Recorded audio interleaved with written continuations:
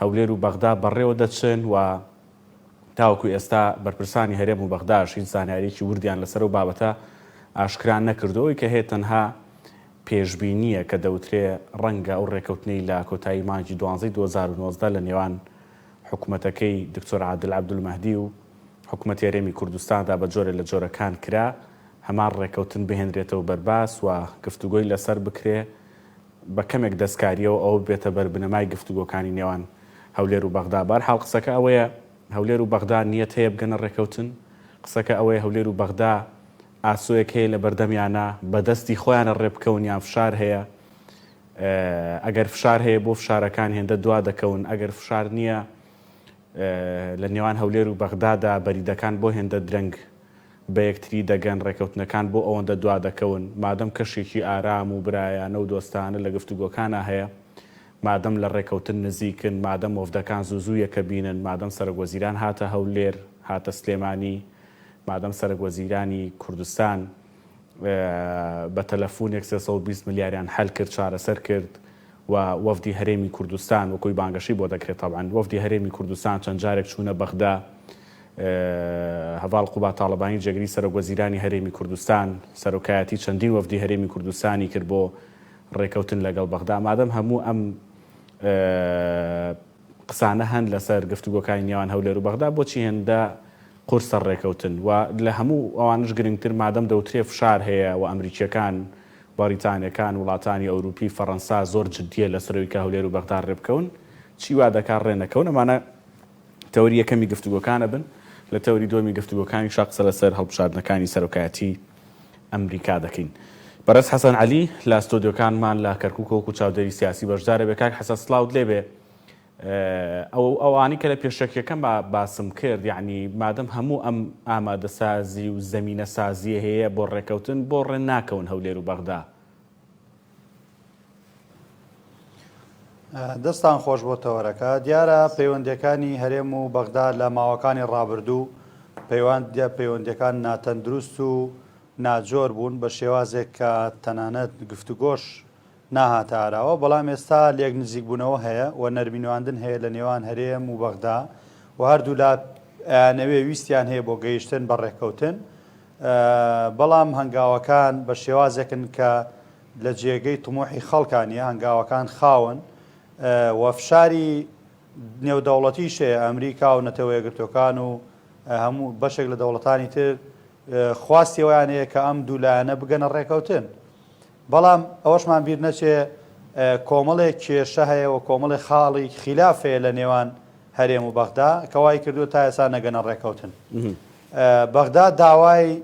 250,000 بەرمیل نەوت دەکات و لەگەڵ نیوەی داهاتی خاڵە سنووریەکان و لە ساڵەکانی پێشوش بە هەمان شێوە ڕێکەوتن کرابوو کە نەوت بگاتە دەستی بەغا، بەڵام نەوتەکە بە دەستی بەغا نەگەیشتووە. ئەوەش وای کرد کە بەغا تاوەکو ئێستا متمانەیەکی ئەو تۆی بە حکوومەتی هەرێم نییە، بەڵام حکوومەتی هەرێم نیەتپاکی پیشان داوە و ئەوێ کە بە بەغدا بڵێ ئێمە ئەم جارە ئەمانەوێ لەگەڵ تا ڕێک بکەوین و بەغداش بە ناردنی ئەو بڕەپارەیە نیەتپاکی پیشان داوە بۆی کە ئەوێ لەگەڵ حکوومەتی هەرێم ڕێک بکەوێ. بەڵام ئەومان بیر نەچێ لەلایەکەوە ئەمریکا و نەتەوە یەکگرتوەکان و وڵاتانی تر فشار لە بەغدا دەکەن بۆی کە لەگەڵ هەرێم ڕێک بکەوە، لەلایەک تریشەوە لایەنە شیعەکان فشارێکی زۆرەکەن بۆی کە وەکو بەو شێوازە بەدەستی بەتاڵ لەگەڵ هەرێم ڕێک نەکەوێ. ئەبێ لایەنی کەم 170 ئەو پارەی کە بەغای نێرێ بۆ کوردستان لە داهاتانی کە لە کوردستانەوە چێ بۆ بەغا بەدەست بێنێتەوە. یعنی بەغدا وەکو جاران بەبێ بەرامبەر بودجە بۆ کوردستان نانێرێ و بینیمان لە ماوەکانی ڕابردوو. کاتە کاک حەسەن بەپێی قسەکەت بێ، یعنی ئەوەی کە لە ئێستادا فشاری گەورەیە لەسەر حکوومەتەکەی مستەفا کاظمی لایەنە شیعەکانن کە دەیانەوێ ئەو ڕێکەوتنەی کە دەکرێ، یعنی ڕێکەوتنێک بێ 170 لە سوودی بەغدا بێ دواتر لە سوودی هەرێمی کوردستان بێ. کە دەڵم لە 170 مەبەستم لەوێ کە تۆ باست کە 170 ئەو پارەی کە دەیدەن بەغا دەیدا بە هەرێم دەستی بکەوێتەوە. یعنی بەس ئەمە ڕێگرا لە ڕێکەوتن لە نێوان هەولێر و بەغدا، ئەمە بە گفتوگۆی سیاسی نێوان هێز و لایەنە سیاسی کوردیەکان لەگەڵ نێوماڵی شیعی چارەسەر نابێ. دیارە عێراق و هێزە سیاسەکانی عێراق ینی کارکردن یان یاخود منافەسەیان لەسەر ئەوە نییە کە کێ زۆرترین خزمەتگوزاری لە ڕێ ئەو وەزارەتەوە پێشکەش بکە کە حزبەکەی ئەوە وەریگرتووە. بەداخەوە نێوماڵی عەرەب و شیعە و سوننە بە هەردوو لە ئەو هێزانە دەنگ بەدەسێنن کە کار بۆ چەوسانەوەی هەرێمی کوردستان بکەن و تون بن بەرامبەر بە هەرێمی کوردستان و بودجە و موچەیان ببڕن و نەیەڵن حکوومەتی هەرێمی کوردستان بەرەو پێش بچێ. ئەمە واکات کە ئەوانیش نەتوانن بەو شێوازە لەگەڵ حکوومەتی هەرێم ڕێک بکەون، ناچار بۆ پێچ و پەنا و بە شێوازێک ئیش بکەن کە وا بۆ خەڵک بڵێن کە ئێمە ئەو بودجەمان بیرکردنەوەی ئەمە زۆر گرنگە لە زۆر بەرنامە لە زۆر چاوپێکەوتن نەک هەر لەگەلی کوردستان و گەرما و گەرم لە زۆرێک لە میدیای کوردیا ئەم قسەیە باوە و ئەم قسەیە زۆر جەختی لێکرێتەوە کە هەندێک لە شەقامی عەرەبی عێراقی هەندێک لە شەقامی شیعی لە عێراقدا بەوە دەنگ کۆ ئەکەنەوە کە ڕێگری لە کورد بکەن، کورد بچەوسێتەوە، کورد بچووک بکرێتەوە و دژی کورد مامەڵە بکرێت. ئەو لایەن و هێزە سیاسیانە بەمە دەنگ کۆ ئەکەنەوە. پرسیارەکە ئەوەیە ئەمە بیرکردنەوەی ناسیۆنالیستی عەرەبیە لە ناو شیعەدا ماوەتەوە وا مامەڵە لەگەڵ کووردا دەکات یان مامەڵەی دوای 2023 نێوان کورد و بەغدا ئەم بیرکردنەوەی بۆ شەقامی عێراقی هێنایە ئاراوە؟ ئەمە پاشخانێکی فکریە لە کۆنەوە لە مێشکیانە هەیە و غێری عەرەبیان پێ قبوڵ نییە، مەسیحیان پێ قبوڵ نییە، مەسەلەن کلد و ئاشوریان پێ قبوڵ نییە، یەزیدیان پێ قبوڵ نییە و کوردیش مۆفەق نەبووە لە ئیدالیانی لە دروستکردنی پەیوەندیەکی دروست لەگەڵ بەغدا. ئێمەش لە کوردستان حزبمان هەیە کە بۆ ئاراستە و شێوازە بیرەکاتەوە، بە شێوازێک بیرەکاتەوە بەغدای کردو بە دێو و درنج کردوێتی بە گورگ لە لای خەڵک و لە دواییش ئەچێتەوە بەغدا داوای استحقاقی خۆیەکە. ئێمە بیرمان نەچێ هەرێم بەشێکە لە بەغدا و هەرێمێکی فیدرالیە و پێویستە پەیوەندیەکی تەندروست و متەبادل لە بینە هەبێ. بەڵام هەندێک جار بەداخەوە پەیوەندیەکان زۆر ئاڵۆزەکرێن و ئەمە لە زیانی خەڵکەشکێتەوە و هێزە عەرەبیەکان لە ماوەکانی ڕابردوو بە شێوازێک ئیشان کردووە کە تا ئێستا غەڵەت بووە، بەڵام ئەبێ کار لەسەر بنیادنانەوەی پەیوەندیەکانی نێوان هەرێم و بەغدا بکرێ بە ئاراستەیەک بێ کە هەردوو لاتیە سوودمەند بن، چونکە ئێمە لە چوارچێوی یەک دەوڵەت و لە چوارچێوی یەک دەستورە مامەڵاکەین و ئەندامی پەرلەمانەکانی ئێمە لە هەرێم لە کوردستانەوە ڕۆیشتون لەگەڵ ئەوانە لە یەک پەرلەمانە کار بۆ یاسادانانەکەین. ئەگەر گوێبوویستی لێدوانەکانی هودا سەجاد بوو بن لە پەرلەمانی عێراق لە لیژنەی داراییە، ڕوونە بێتەوە کە قسانەی من ئەیکەم دەربارەی بە چۆن بیرەکەنەوە زۆر بەشیان بۆ شێوازە بیرەکەن. هەندێک جار هودا چی دەڵێ هودا سەجادی پەرلەمانتار هەندێک فەقەریان باز لەوا کاڵێت چۆنە بێ ئێمە پاری خۆمان بنێرین بۆ کوردستان لەوێ خۆتانی پێ ئاوادام بکەنەوە، ئێمە ژۆکوێەوە خەڵکمان هەیە و دەنگدەرمان هەیە و ئەبێ ئێمە ئەو پارەی کە بۆی ئەوێ نێرین بۆ خۆمان سەرفی بکەین بۆ خەڵکی ئێرە نازانێ ئێمەش بەشێکین لە عێراق و هەرێمێکین لە عێراق و ئەم پارێزگایانە دانەبراون دەوڵەتی سربەخۆ نین تاوەکو بۆ خۆیان خاوەنی داهاتی خۆیان بن و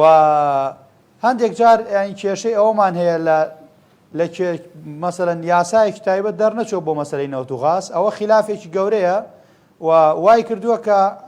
عەرەب ڕێگە نەدا بە ئاسانی یان پەرلەمانتارانی عەرەب ڕێگە نەدەن بە ئاسانی کە ئەو بودجێ بەدەستدێ خۆ ساڵانە بەشە بودجێ هەرێمی کوردستان دەستنیشان کراوە لە پرۆژە یاسای بودجە، بەڵام نیانێشەوە بەدەستمان بگا. یعنی خۆی بە شێوەی گشتی تەقسیمی 12 ئاکرێ مانگانە یەک لەسەر 12 دابەشیەکەن ئەینێرن بۆ ئێرە و بودجەی پێشمەرگە دیاری کرابوو لە بودجەی سیادی و هێزە چەکدارەکان هیچ بڕێک بەدەست پێشمەرگە نەگەیشت و بەدەست کوردستان نەگەیشت. ئەمە هەمووی ینی پێچەوانەی یاسا و دەستورە لە بەرامبەریشە حکوومەتی هەرێم بەداخەوە نەوتەکە لەبەر هەر هۆکارێک بێ نەیگەیانە دەسی عێراق تاوەکو ئێمە ئەو بیانوە نەمێنێ بڵێن هۆکارەکەی ئەوەیە کە نەوت ناڕوات. بۆیە ئەبێ ئەم دانیشتانە بنەمایەکن بۆ دروستکردنەوەی پەیوەندیەکانی نێوان بەغدا و هەرێم و کار لەسەرەوە بکەن کە جارێکی تر ئەو خلافە سیاسی ئەکەوێتە بینی لایەنە سیاسیەکان نەبێتە هۆی بڕینی بودجە و موچەی خەڵک و برسیکردنی خەڵک، چووکە ئەمە پێچەوانەی دەستورە و پێچەوانەی بنەماکانی مافی مرۆڤە ناکرێتەوە فەرمانبەرێک 2 مانگ 3 مانگ دەوام کا و موچە وەرنەگرێت. تاوانی چییە؟ ینی خلافاتی سیاسی بۆ کاریگەری لەسەر فەرمانبەرێک لەسەر پێشمەرگەیەک لەسەر مۆزەفێکی ئاسایی هەبێ باش هەموومانە ئەبێ بە شێوازێک دابڕێژرێتەوە و لایەنی سێم چاودێر بێ بەسەر پەیوەندیەکان و ئەو ڕێکەوتن و لێک تێگەیشتانی کە لێوان هەرێمە گرنگە کە باست لە لایەنی سێم کرد و لە سەرەتا قسەکانی شاباست لە جۆرێک لە فشاری ئەمریکی بەریتانی ئەوروپی بۆ سەر ینی عێراق و هەرێمی کوردستان بۆ نزیک بنەوە لە ڕێکەوتن کرد یعنی ئەم هەموو فشارە دەرەکیە ئەم هەموو فشاری وڵاتانی زلهێزە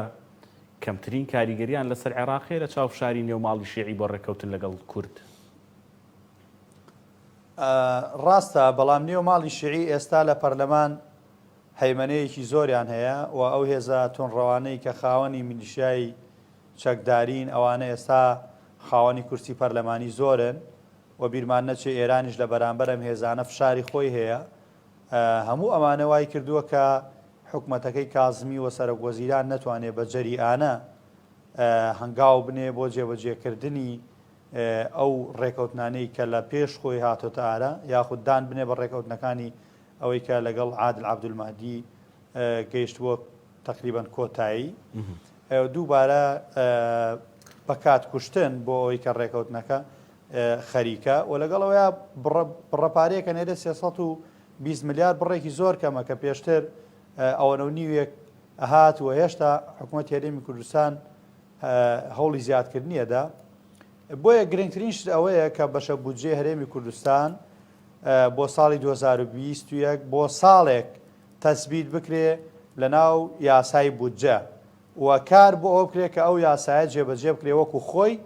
و حکوومەت هەرێمیش ئەو التیزاماتانی کە ئەکەوێتە سەرشانی پێویستە وەکو خۆی جێبەجێ بکات حەسەن بەم دۆخابووری کە لە بەغدا هەیە بەم دابەزینی نرخی نەوت و ڤایرەسی کۆرۆنا و ئەو کێشە ئابووریانی کە عێراق هەیەی پێ دوایە بۆ ساڵی 2021 ئاسان بێ بەغدا بەو جۆرە ئاسانە مامەڵە لەگەڵ هەرێمی کوردستان بکواتە ینی 12.6ەکەش ئەگەر باس بکەین وەکو خۆی ڕادستی هەرێمی کوردستانی بکە خۆی قەیرانی دارایی بەرەوشی عێراقی گرتووەوە قەیرانەکە بەرەو قورسترش بوو دوای ئەوەی کە ئۆپیک داوای لە عێراق کرد کە بڕی ناهەناردەکردنی نەوت کەم کاتەوە ئەمە کاریگەری ڕاستەوخۆی لەسەر عێراقە بێ بەڵام عێراق بیرمان نەچێت دەوڵەتە خاوەن سیادەیە ئەتوانێت دەست بۆ قەرزی دەرەکی بۆ ناوخۆیش ببە بەڵام حکوومەتی هەرێم توانای تەنانەت قەرزکردنیشی نییە و حکوومەتی هەرێم ئەگەر بێت و هاوکاری عێراق بێ ئەو التیزامی کە لەسەرێتی بینێرێ کاراسانێکی باشە بێ بۆی کە حکوومەتی عێراقیش بتوانێت ئەو بەشە بنێرێ بیرمان نەچێ ئێمە هەموو عێراقیەکان تەرکیزی تەواومان تەنها لەسەر نەوتە بەڵام گوێم لە شارەزایەکی بواری ئابووری بوو لە عێراق باسی لەوە کرد ئەگەر بێت و حکوومەتی عێراقی بتوانێت گەندەڵی لە خاڵە سنووریەکانی عێراق بەگشتی و کوردستانش لەگەڵیا کەم کاتەوە بۆ ئاستێکی باش ینی زۆر گەندەڵی تیان نەمێنێ ئێستا ئەم حزب فلانە مەسەڵەن خاڵی سنووری داگیر کردووەوە عەشرەتەکانش تەنانەت بەشیان تیای هەبووە لە جنوب ئەمە وای کردووە کە بەشێکی زۆری بۆ خەڵک و بۆ خەڵکی فاسد ڕۆیشەوە بۆ حکومەت نەگەڕاوەتەوە جا دەواازە سنووریەکان کە خاڵی گومرکیان تایە ئەوانە هەمووی بکەوێتەوە دەست حکومەت و ئەو بەشە بەنزینەی کە ڕۆژانە بە هاوڵاتیانە فرۆشرێتەوە لە ناو عێراقا کە سعری لیترێک بە 450 نانە زۆر زیاترە یانە تو بڵم دوو قات بەرامبەر بۆ فرۆشەیە کە بۆ دەروی وڵاتە ڕوا و لەگەڵ ئەو داهاتە ناوخۆیانی کە هەیە وەکو زەریبە و باج و کۆمەڵە لەمانە ئەگەر نەتوانێت بودجێ عێراقی بێدابین بکات زیاتر لە نیوەی دابینەکات ئەمە گەندەڵی وای کردووە کە عێراق تەنها سەرچاوە دەست بۆ نەوت بەرێ ئەجینا نەوتەکە ئەیانتوانی تەکمیلەی بودجێی پێ بکەن باشە قسەکە هاتە سەر بابەتی گەندەڵی لە چەند ڕۆژی ڕابردوودا مستەفا کازمی یعنی هەڵمەتێکی ڕاگەیاندووە کە بەکردداری تاوەکو ئێستا لیژنەیەکی بۆ پێکێناوە بۆ ڕوبەڕبنەوەی گەندەڵی و قسە لەسەرەوەیە کە سەرانی گەورەی گەندەڵی و بەرپرسی حزبی و حکومی هەن لە عێراقدا لەو چوارچێوەدا لێپرسینەوەیان لەگەڵا کرێ یعنی پێ دوایە دەتوانرێ ئەمە لە عێراقی ئێستادا بکرێ لە دەیان لە سەرجەم کابینەکانی ڕابردوودا دروشمی حکوومەت و دروشمی سەرۆکوەزیرانەکان ڕوبەڕوبنەوەی گەندەڵی و دانە دادگای گەندەڵکارانە سەردەمی مستەفا کازمی جیاوازە بینی بۆ دادگایکردنی گەندەڵکاران؟ ئێمە ئەگەر سیر بکەین حکوومەتی کاتێکەی عەلاوی و لە دوای ئەوە مالیشی دووخۆل دواتر عەبادی و ئەنجا عادل عەبدولمەجید و ئێستا کازمیە. یعنی لەو سەرۆکوەزیرانە ئەگەر لێکۆڵنەوەیان لێ بکەیت گەورەترین گەندەڵ سەرۆکوەزیرەکان بوون و ئێستا ئەوانیش ئەگەر بۆ دەستگیرکردن ڕەنگە ناوێن هەبێ بەڵام لەبەرەوەی سەرۆکی حیزب و کوتلەن ڕەنگە قورس بێ لە ئێستاە دەست بۆ ئەوانە برێ بەڵام لە گەندەڵێکە ئەوەنە زۆر بوو هاتۆتە ئاستی خوارەوە بۆ سەر مۆزەفی ئاسایی بۆ سەر بەڕێوەبەر دواتر بەڕێوەبەری گشتی ئەمانە ئەتوانن سەرەتا لە بەڕێوەبەرە گشتەکان کە ینی ئەبێتە داینەمۆی فەساد لە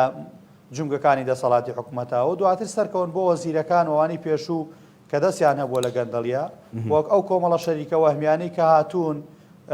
کاریان کردو بۆ بەتاڵانبردنی ئەم وڵاتە و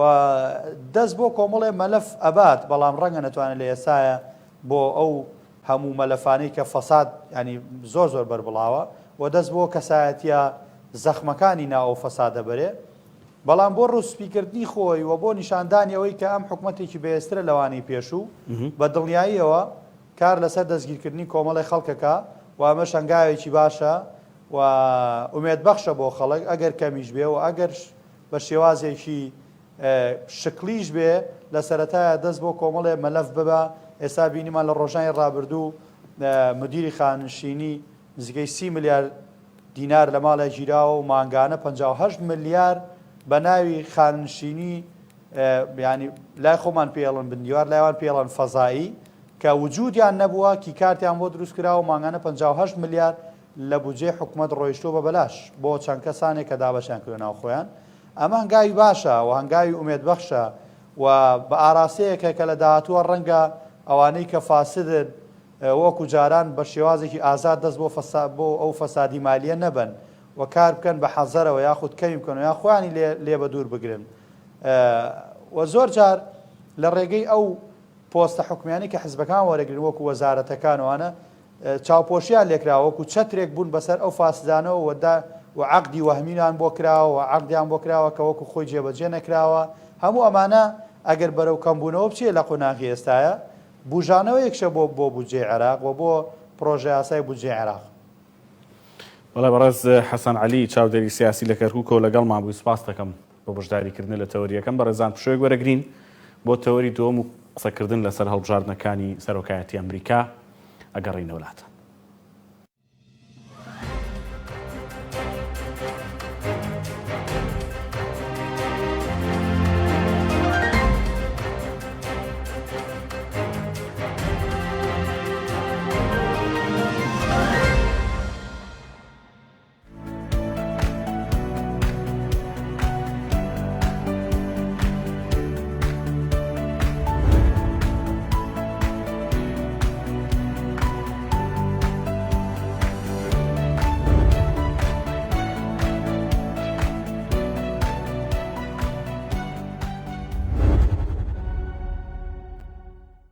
کەس بە وێنەی من پڕمەینەت نەبوو گرفتاری دۆست بێبەینەت نەبوو هیچ کەس مبتەلای دووری یار نەبوو چون من سەرگەردان بێقەرار نەبوو. تی وەرگرتە و دەنگ و من زیاتر ئانە بێ گۆشم گرتن جەگۆرانی واچەکە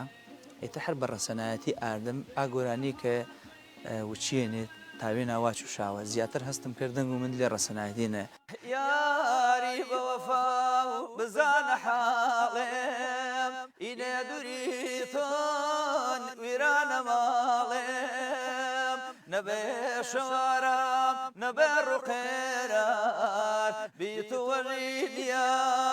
پاییز وێهار. یەکەم جار کەی بوو دەستۆپەنەکە یان کەی بزاناوی ترەواتە سۆت و من پێ ئانەیە خاسا من بشو گۆرانی واچوو.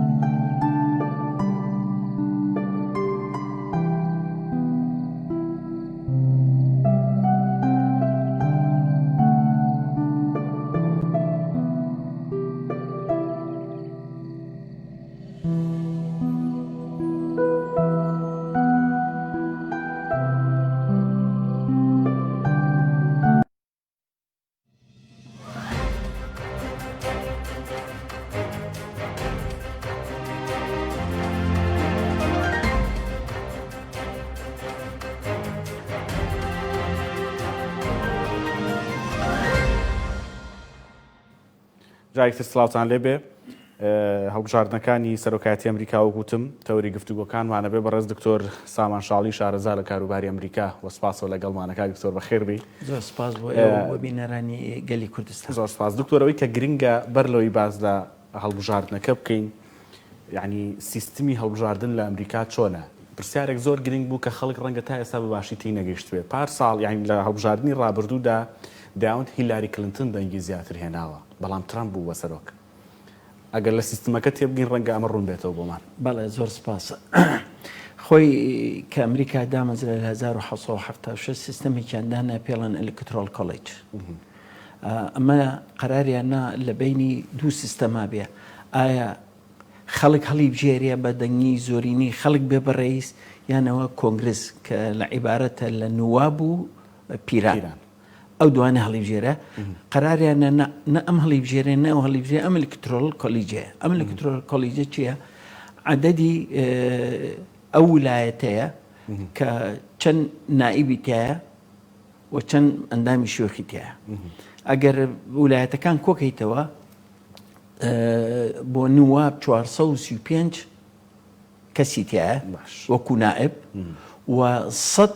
هینیشی تایە 100 لە شیوخی تایە هەر ویلایەتەی دوو کەس مەجموعێ بێ بە 535 سێ کەسی کەشیان ئیزافە کردو بۆ ئەوە ئەبێ بە 538 بۆ دیستریکت ئۆف کۆلۆمبێک ئەوە هینە چۆن ئەڵێ وایت هاوس ئەوان لەوەیە ئەوە ویلایەت نییە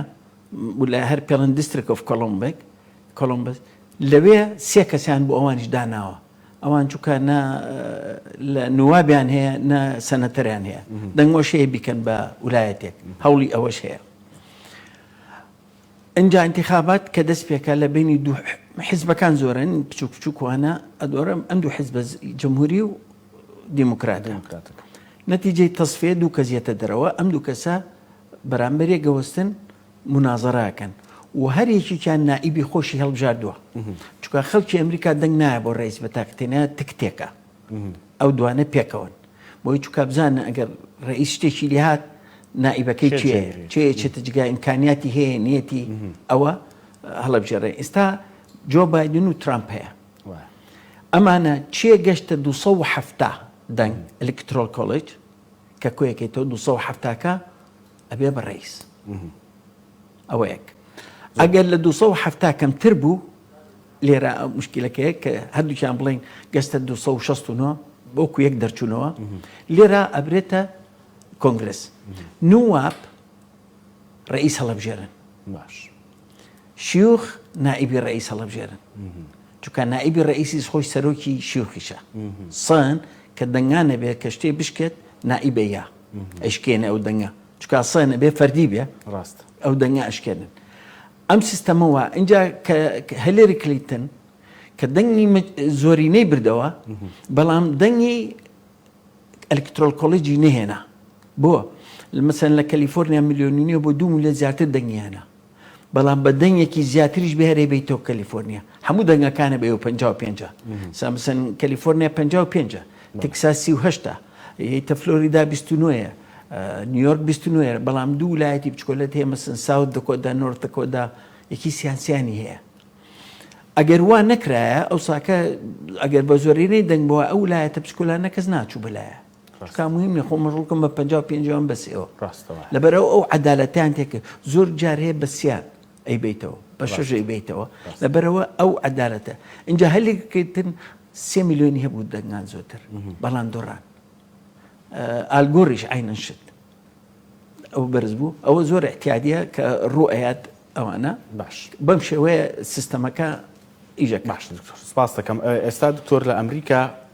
بانگەشەکە گەرمە چونکە مانگی 11 هەڵبژاردن بەڕێوە دەچێت تەنانەت من ئەم یەک دوو ڕۆژە کە دەمویستم بەر ئەم بەشەی بەرنامەکە تایبەتکەین بە گەرما و گەرم یعنی متابعی ئەوم دەکرد یعنی ئێستا کەشتنێتە تۆمەت بەخشینەوە بەسەر یەکتریدا ینی قسەکردن بە یەکتری هەڵدانەوەی مێژوو لاپەڕەکانی ڕابردووی یەکتری جۆ بایدنیش و ترامپیش بەڵێ ئەوەی کە ئێستا لەسەر ترامپ زۆر قورسە بابەتی کەشوهەوا و بابەتی تەندروستی و ئابووری ئەمریکا لە نێوان جۆ بایدن و ترامپ چانسەکە لای کامیانە بەڕایتەوە چونکە معادلەیەک هەیە دکتۆر یعنی هەموو جاروتراوە 4 ساڵ لەسەری دوو خول لەسەرێک بۆ کۆمارەکان و دوو خول لەسەرێک بۆ دیموکراتەکان ئەم معادلەیەم ساڵ دەمێنێ بەڕایتەوە خۆی معادلەی وانە بەڵام وا ئەڕوات تێگەی شکاوی شەو معادلەیەش بوو زۆر جار شکاوە کاتەر 4 ساڵ بوو ڕێگەن هەشت بوو جۆرج بوش هەشت ئەوە کۆمارەکان جۆرج بوش ڕێگەن عەفوەن هەشتی کرد جۆرج بوشیش هەر کۆماری بوو چوارێکی کرد 12 ینی ئەڕوات تێگەچێ هەشتە و چوارە و ئاوایە بەپێی ئەو ڕئیسەکەوێت باش بەنسبەت ئێرەوە دوو سیاست هەیە خەڵکی ئەمریکا جۆنایەتە سیاسەتی دەرەوە بەقەدەر ئەوەی سیاسەتی ناوە طبعاً پێش کۆڕۆنا و دوای کۆڕۆنا فەرق زۆر هەیە پێش کۆڕۆنا اقتصادی ئەمریکی زۆر بەهێز بوو ستۆک مارکت گەشتە ڕکۆردێکی تاریخیشکان بێکاری بوو بە 3.6 کە لە 69ەوە شتی وا ڕووی ناوە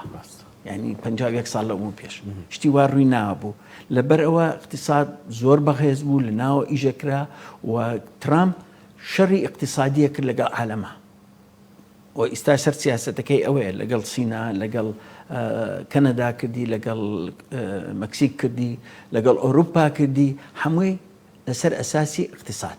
چونکە کابرا لە ژینگەیەکی سیاسیەوە نەهاتۆ ژینگەیەکی اقتصادیەوە کە کۆڕۆنا هات وەزعەکەی گۆڕی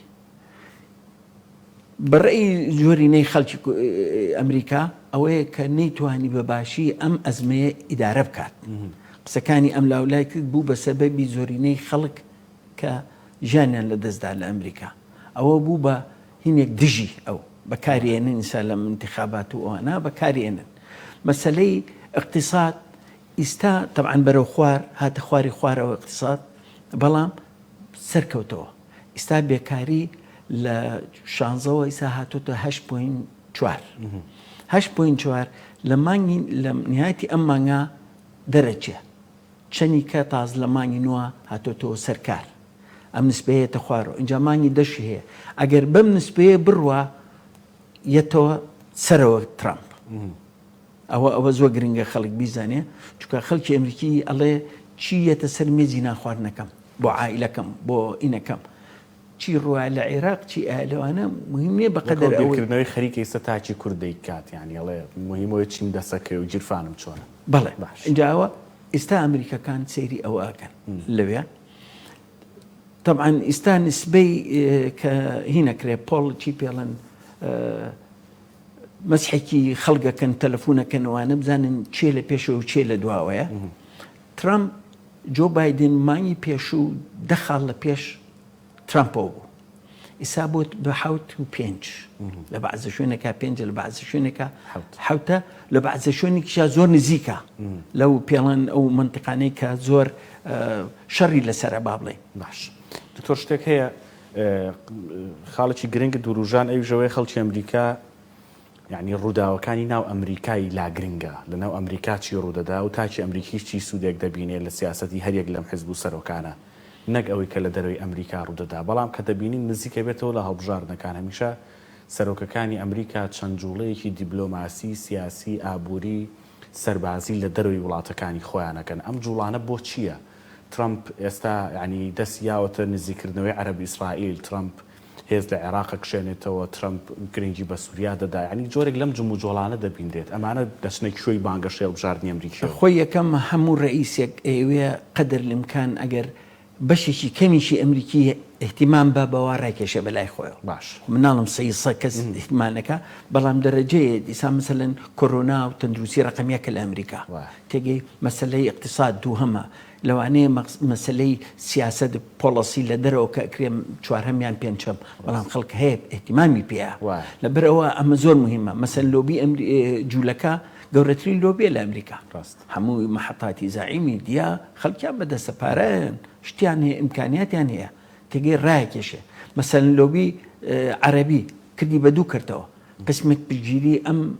اتفاقیانەکە قژمە کەواتەر نیوەشی ڕاکێشا بەلای خۆیەوە یعنی هەوڵی ئەوە ئەیەن کە بتوانێ ڕاکێشە بەڵام سەیری هەردوو ئیجابی و سلبیەکەن ئاخر سێشتی شەیە کە مهمە خۆی عادەتەن ئەم کۆرۆنانە بووە ڕئیسەکان ئەم دوو ڕئیسە با بڵێن جۆ بایدن و ترامپ سێ دیبیت ئەبێ بکەن ویستم پرسیاری ئەو بکەم منازەڕەکان دەکرێن ئەو ناکرێن پێشبینی ناکرێن ئەوەی تەوقعکرێت بە تەمابوونێکی بکەن هەر ناکرێت و یەکێکیش لە بینی نوابەکان نەکرێت تێگەی هەتاکوون ئیستا بواە هیچ نەبواە دوانیان کرایە خۆی هیچ نەماوە هەموو چەند هەفتەیەکی ماوە بۆ ئینتیخابات لەوانەیە ئەگەر بکرێت زۆر هینکرێ یەکێک بکرێت لە بینی هەردوو ڕئیسەکانە و جۆ بایدن ئەڵێ پێویستمان پێێنیان حزبی دیموکرات ئەڵێ بانەیەکەین باشترە نەوەکو جۆ بایدن کەوێتە غەڵەتێکەوە چکە خۆ دەزانی ترامپ زمانی درێژە هەموو شتێک ئەڵێت لەبەر ئەوە نایانوێ خۆیان بخەنە مەعزەقێکەوە لەبەر دەمی خەڵکی ئەمریکا بەڵام لە دوورەوە هەوڵێن کە وەکو جەنابوت لە پێشەوە یەکتری چۆن دارمێنن بیشکێنن قسەی لەسەر بکەن لەسەر ئەغڵاتەکانی بێنە دەرۆ ڕوونیکەنەوە چی کردووە لەم سێ ساڵ و نیوەی کە ڕۆشتووە چ غەڵەتێکی کردووە یەن اینجا تاریخی جۆ بایدن هەڵێنەوە مەسەن لە 1970 تاکو 2009 سەنەتۆر بوو 26 ساڵ هەر لە مەجلیسی شیوخا بووە جۆ بایدن اینجا 8 ساڵیش نائیبی ڕئیس بووە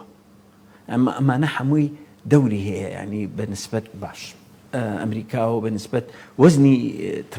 جۆ بایدنەوە باشە دکتۆر ئەگەر پرسیارێ بکەین پەیوەندی پرسیارەکە بە خۆمان لە عێراق و هەرێمی کوردستانەوە هەبێ ئەوەی کە لە بانگەشەکانیانە باسیەکەن تاوان 4 ساڵ ئێمە سیاسەتی ترەمپی ڕەنگە لە ئەرزی واقعا دەبینین بەرامبەر ڕۆژهەڵاتی ناوەڕاست و بەتایبەتی عێراق و ناوچەکە چی دەکات و چۆن مامەڵاکە ئەوەی لە جۆ بایدندا دەیخەوینەوە بەتایبەتی بایدن کە خاوەنی پرۆژەی دابەشکردنی عێراق بۆ سێ هەرێمی سونی شیعی کووردە کامیان هەزدەکی لە ئایندەیە بۆ کوردیان بۆ عێراقەکان جیاواز مامەڵە بکەن لەوەی کە لە ڕابردووە هەیە بەتایبەتی ئەگەر سیاسەتی بایدن خوێندنەوەیکی بۆ بکەی بۆ ناوچەکە ئەگەر بینە پێشەکەی حەزەکەی بۆ بایدن دەست پێکەم بایدن طبعاً پێش ئەوەی ببێ بە نائیبی ڕئیس ئەو بیرۆکەی هەبوو کە بکرێ بە سێنە بەڵام کە بوو بە نائیبی ڕئیس و سکوت بوو بەڵێوە بۆ چونکە کە تۆ ئەچیتە ئەو مەرکەزە سیاست دەگۆڕێ حکوم هەمووی سەیسەوە ئەوە نییە کە خۆت ئەتەوێ هەوڵی بۆ ئەی بەڵام ناتوانانی هەموو چکات لەوێ سیستەم هەیە ئەو سیستەمە ئیجوڵێنە لە شوێنانی کە لەوانەیە لەم دەوڵەتی عەرەبانە یەک کەس بە هەوەسی خۆی شتەکە ئەو سیستەمە نییە کە بیگرێت یانی لەبەرەوە مەساڵحی ئەمریکا چۆن پێویست دەکا ئەبێ وا بجوڵێتەوە ینی خەڵکەکە بێت لە هەموو سیاسەتی ترامپی ژاکەیکا یان جۆ بایدنی ژەکە ئەم سیاسەتە مربوطە بە مەساڵحی ئەمریکاوەیە اینجا مەساڵحەکەی چۆن بێ ئەبێ هەموو وا ئیشی بۆ بکەن وەزارەتی خارجیە هەتاکوون جێیش لەگەڵ ئەو سیاسەتە ئەبێ بڕوات ئەبێ هەموو هەوڵ بدەن بەم شێوەیە بڕوات کە مەسلحەتی ئەمریکا ڕقم یەک بێ لە ناوچەکە باش ئەوەی کە بۆ ترامپ دەیخوێنیتەوە چییە؟ ترامپ لە قسەکانی تەمان پێخۆشحاڵین کە لە انتخاباتە زۆر ناوی کوردیش هات لە هینی دیموکراتە هات ترامپیکا ترامپ زۆر شت لە چوارچەوەی سەوزەوە دەست ئەیبینێ قەزدم دۆلارە مەساڵحی ئەو لەگەڵ مەساڵحی دۆلارە بینێت اینجا ئێمە نابێتەوە قوعکەین لە ئەمریکا کە شت بۆ ئێمە بکە ئەبێ ئێمە خۆمان بگوجێنی لەگەڵ مەسلحەتی سیاسەتی ئەمریکا چونکە لەنەوە یەکەوە تاکوون ئێستا ئەمریکا ئێمەی پاراستووە لە هەموو شتێک لایاوین لە هەموو شتێک پاراستوینی باش ملیاراتی سەرف کردووە یعنی ئەبێ ئێمە ئەوە بزانین یعنی بازە کەسێکێ بەداخێت قسە بە ئەمریکاڵە بە سیاسەتی ئەمریکا کرێ کە یارمەتی ناوین لە عانی ڕەفرەندەمەکە لە عانی ئەوەی کە ڕوویە لە 16 ئۆکتۆبەرە ئەمریکا پێوتون مەکەن من دشتان نیم بەڵام ئینتیزارکەن وەقتی نییە کاتی نییە بەڵام ئێوە کە هەر بە قسەم ناکەن ئەبێت تەحملی نتائجی خۆتان وەرگرن یعنی ئەو شتانە لە سیاسەتە ئەبێت تێبگەین یعنی ئێمە کە سیاسەت دەکەین ئیستاش کە ئێمە گەڕانەوە سەر قوارەی خۆمانەوەوانە هەر ئەمریکا زەختی ئەمریکا لە سەر بەغا زەختی ئەمریکا لە هەموو شوێنێک ئەو وەفدەی کە چوو بۆ ئەمریکا کە وەفدی کوردی لە ناویا بوو ئەمە هەمووی داواکاری ئەمریکا بۆ چونکە سیاسەتی ئەمریکا لە هەوە ڕۆژەوە هەتاکوون ئیمڕۆ ئەوەیە هەرێمێکی بەهێز لە ناو چوارچەوەی عێراقا باشە دکتۆر کەواتە لە هەرێمی کوردستان و بڵین دیبلۆماسیەتی کوردی نەیتوانیەوە بەرژەوەندی ئەمریکی و بەرژەوەندی خۆی تێکەڵ بکە وانە؟ بڵێ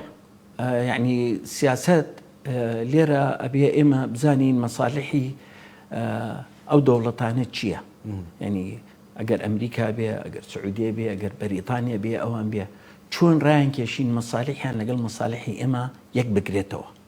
کە ئەوەی گرتەوە تۆ ئەپارێزدەی. بەڵام ئەوەی کە ئێمە هەمانە و سیاسەت طبعاً ئەمریکا کە کارەکان لەم ناوانە بۆچی ئیشەکە لە هەموو ناوچەکە دەوڵی قیمە بۆ مەسلحەتی خۆی یەکەم. تورکیا عینەشت، ئێران عینەشت، عێراق عینەشت، ئەمانە هەموو ئیژەکەن بۆ مەساڵحی خۆیان. بەڵام ئێمەی کورد ئیژەکەن بۆ مەساڵحی ئەوان. باشە دکتۆر فەرقەکە زۆر زۆرە. ڕاستە. یعنی ئێمە تورکیا بۆ مەسلحەتی تورکیا، بۆ ئێران ئیژەکەین، بۆ بەغا ئیژەکەین، مەسلحەتی خۆشمان چۆتە ئەولاوە. وەکو کابرا لە جارێ مەسلحەتی خۆمان نازانین. باشە دکتۆر لە هەڵبژاردننی ترەمپدا لە دوای دەست بەکاربوونی هەتاوەکو چەند ساڵێکیش لە کارکردنی ترامپ قسەیەک زۆر بابوو لە نێو ئەمریکا و میدیای ئەمریکیا کە تەداخلی ڕووسی چینی هەبوو لە هەڵبژاردنەکانی ئەمریکادا. تەنانەت ترامپیان تۆمەتبارە کردبووی کە رووسیا پشتیوانی کردووە بۆیە ترامپ بۆ بە سەرۆک. ینی ئێستا تەداخل دەبینی ئەوەی کە باز دەکرێت لە میدیای ئێستاشدا جۆرێک لە بایدن جۆرێک لە مەش بانگەشە دەکات کە ئەگەر تەداخلی دەرەکی نەبێ بایدن خۆی دەڵێ من سەرۆکم. خۆی ئەو مۆزوعە زۆر نیقاش کراوە لە ئەمریکا و لە دەرەوەی ئەمریکا. رووسیا و تیشتیوانیە هیلاری کلینتن بە چۆنەڵێ بە عەمەلی هیچ شتێ نەگیراوە کە تەدەخلی رووسی هەبووە لە انتخاباتی ئەمریکا و ئەگەر بوش بێت ئەوە ضعفی سیستەمی ئەمریکیە. ینی ئەوان ئەبێ اعتراف بەوە بکەن کە سیستەمی ئەمریکی ضعیفە کە دەوڵەتێکی بێ دەور ببنێ لە انتخاباتە. لەم هینەشا طبعاً بەعلەنیە لەم رووسیا حەزەکە ترامپ ببێتەوە. تێگەی لەوانەیە سین حەز نەکا چونکە مەسەلەی اقتصادە. سین لەگەڵ سینە حربی اقتصادیکی بە قووەتیان هەیە. ینی ئەو اقتصادە سین 400 میلیارد دۆلار ئەنێرێ بۆ ئەمریکا صادرات، 100 میلیارد واریدات وەرەگرێت. ترامپ کە هاتووی تێمە قبوڵ ناکەم، ئەبێ وەکو یەکی لێ بکەینەوە. پێش کۆرۆناکە مانگی 12 گەتنە ئیتیفاقێک، لە مانگی یەکە ئیتیفاقەکە کرا ئیمزاکرا، بەڵام یەک فەقەرەیان تێخست سینیەکان ئەڵێ ئەگەر هاتوو کاریساتێکی چۆنەڵێ غێر تەبیعی سروشتی ڕوویە یان کۆرۆنا یان ڤایرەس، یان عەفوەن کۆرۆنا پەنەدەمێک کەوەی کە ئێستا پێڵەن پەنەدەمێک ڕووبدا. پەنەدەمێک ئەوەیە ئەو ڤایرۆسە کە لە عالەما بڵاوکە وەبایەکی بچکۆلەنا پەنەدەمێک و هینەیە. ئەمە پەنەدەمێک بێ من ناتوانم ئەو ئیلتیزامانتانە بەکار ئەوە لیانە ئەو فەقەرە دوای 3 ڕۆژ ئیعلانیان کرد کە پەنەدەمێک هەیە. بۆی ئیلتیزام ئێمە لە ڕێکەوتنی چینی ئەمریکیا هەیە. بەڵێ لە ماماباتەوە سەر قسەوەی کە کۆرۆنا دەستکردە یان سروشتیە. بەڵێ وەڵا خۆی ئەوانەی کە ئیخوێن لەسەرەوە دەستکردە بۆ چونکە هەموو دکتۆرەکان هەموو ئەتەباڵێن ئەو ڤایرەس عادەتەن لە گەرمایە ئەمرێت، یعنی کەمە بێتەوە، ناڵێن سەیسە بەڵام کەمە بێتەوە. ئەم کەم نابێتەوە کەواتە جیاوازترین ڤایرەسە لە عالەمە لەگەڵ ڤایرەسە کۆنەکانی کە مؤشرات اقتصادەکانیش دکتۆرەڵێن لە ماوەی قورسترین بڵاوبوونەوەی ڤایرەسی کۆرۆنا لە دنیادا کە ئابووری هەموو دنیا و بازرگانی و اقتصادی هەموو دنیا بە ڕێژەیەکی زۆر شکا، ئابووری چین بە ڕێژەی لە 102 کردووە گەشەی کردو. سپاس دەکەم دکتۆر سامان شاڵی شارەزا لە کاروباری ئەمریکا لە تەوری دووەمی گەرماوگەرم بەشدار بووی. سپاس دەکەم. سپاس بۆ ئێوەش کە بینەر بوون. خواتان لەگەڵ.